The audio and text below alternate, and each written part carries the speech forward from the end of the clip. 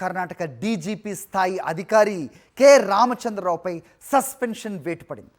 రామచంద్రరావు రాసలీలల వీడియోలు వెలుగులోకి వచ్చాయి. ఈ ఘటనను సీఎం సిద్ధరామయ్య సీరియస్గా తీసుకున్నారు.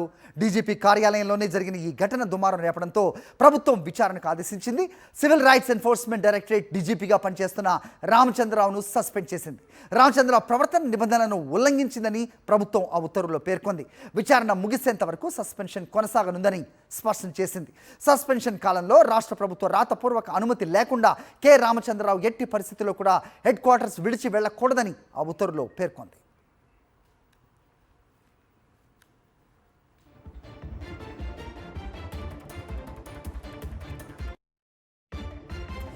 కాగా బెంగళూరులోని డీజీపీ కార్యాలయంలో రామచంద్రరావు మహిళలతో సన్నిహితంగా ఉన్నట్టుగా చూపించే వీడియోలు, ఫోటోలు సోషల్ మీడియాలో వెలుగులోకి వచ్చాయి.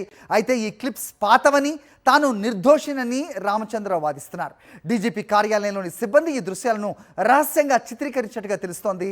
సంబంధిత వీడియోలు వెలుగులోకి వచ్చిన వెంటనే హోంమంత్రి జి పరమేశ్వర నివాసానికి వెళ్లి పరిస్థితిని వివరించేందుకు ఆయన ప్రయత్నించారు.